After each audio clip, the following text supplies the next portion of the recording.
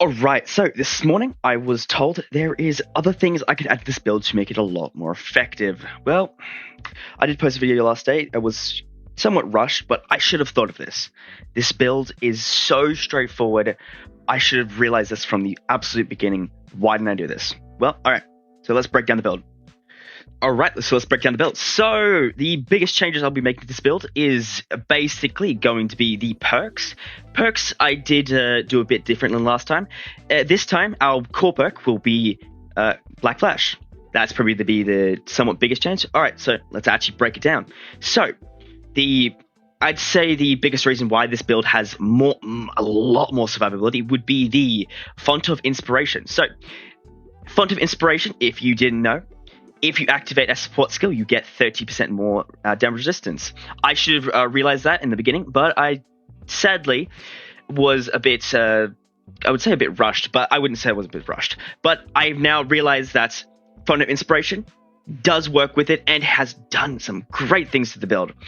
Alright, so we still keep with the same kind of perks. We've got Founder's Order and Chaos, because obviously now with that we know Founder's Order works with Font of Inspiration. It's even better. So we go both, say, with the crit path and the everything else pretty much. We just want to go the crit path. The crit path is most important, purely because of the fact that we want that crit chance to be so high. So, easy with that. We'll have, for our core perk, we'll have Black Flash. Damage perk, we've got Art of War. Then for our 2 defensive, we've got Adaption. And we have Immortal. So let's go through the sports. We have Font of Inspiration, and we have Soulfeed. I'd highly suggest Soulfeed. Just you can change over Soulfeed to something like Courage Catalyst, or maybe that's pretty much it. It's Courage Catalyst or Soulfeed. So let's change it. Let's explain a little bit more. So prestiging, I did do a little bit different this time. I took off Overslash. Overslash was good, but I found out, especially with Font of Inspiration, this just stacks it even more. That's even better. Just overall, just better. So we've got Quakestrike, Apotheosis, Gambler, and Tactician. These are really good. Let's go through the artifacts. This is also something I changed. I found out last night that Scars are the best. Scars are the best. But let's go to this. So right now, this is only about 20% more damage. Now, if we go over to here, that's right, this has 25% more damage. So this technically has 5% more damage, and I didn't realize it yesterday. So I've made that build, and that's even better.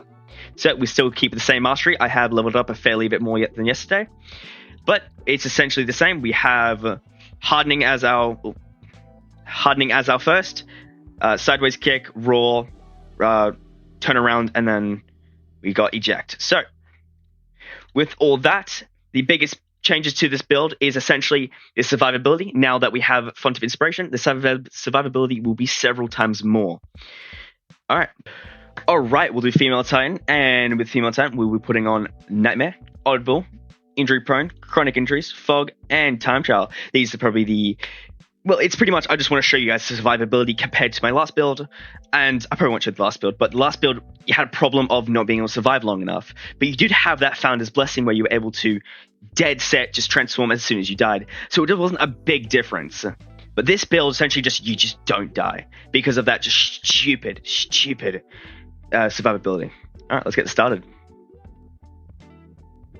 Alright, so this is obviously the beginning. We do not skip the scheme, so we can actually be able to transform straight away. Pretty much, this seems pretty simple. We just go DA, DA, DA. You just have to have the right timing. If you don't, it's going to be a pain in the ass. Alright, let's get this done.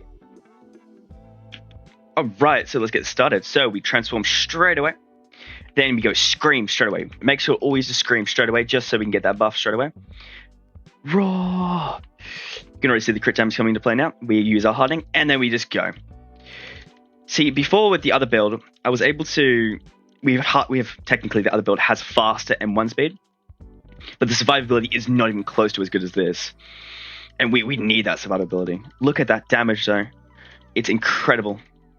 Absolutely disgusting damage. But yeah, the damage is very similar to the other one, and we wait for him to go about halfway, and we just start. You don't really need hardening, but hardening does make it a bit easier. And we go bang, bang, bang, bang, bang. Look at that damage just start to stack. Look at that. Bang, bang, bang, bang. Oh, he's roaring. That's not very nice. Put hardening back on so we can have that higher base damage. All right, so already 600k, 600, 700. Bang, bang, bang, bang, bang, bang. Yeah, you can already see that I'm just not dying as much. All right, so we got this one started. I should have probably done it a little bit earlier, but it's all good. And we just start punching. Punch, punch, punch, punch. Absolutely just start punching. You already see that damage like stack now, 700k. You really see that gambler come into play too. 900k. 1 million now. Huge damage, 1.7. I'd say this gets a little bit less damage for some reason.